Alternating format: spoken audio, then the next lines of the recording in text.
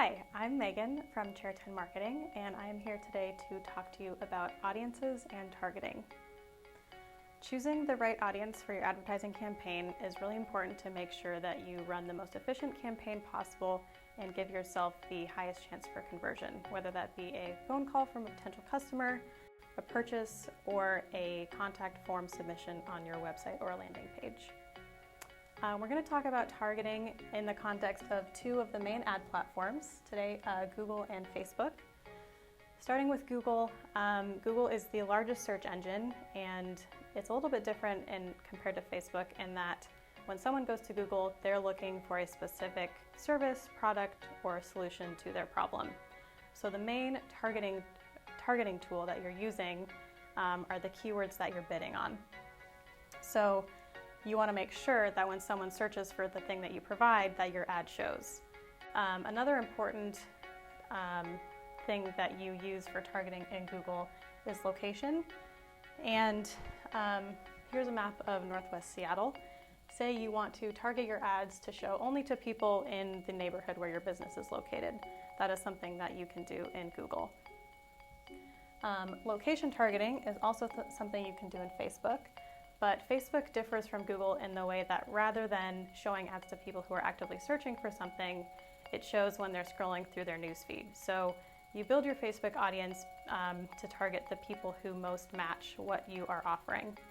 And some of the tools that Facebook provides for their audience targeting are demographics, such as age, relationship status, job title, education, and others. Interests, behavior, and connections. So connections would be like if someone liked your Facebook page or RSVP'd to an event that you posted on Facebook, you could either include those people in your audience or choose to exclude them and not have them see your ads. Another audience tool that Facebook offers is a custom audience called a Lookalike Audience.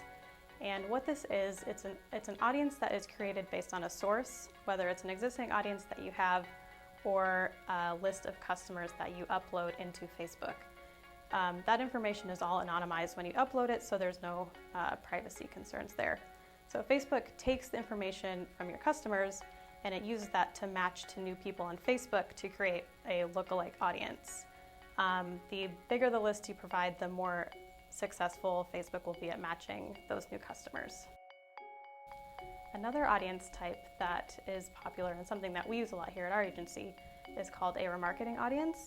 And that is when people who visit your website are added to a list that you then use to follow them around with your ads online. So say you have someone who clicks on your ad one day, might not be ready to convert at that time. They keep seeing your ad, so when they are ready to convert, you're right there and you can capture that lead.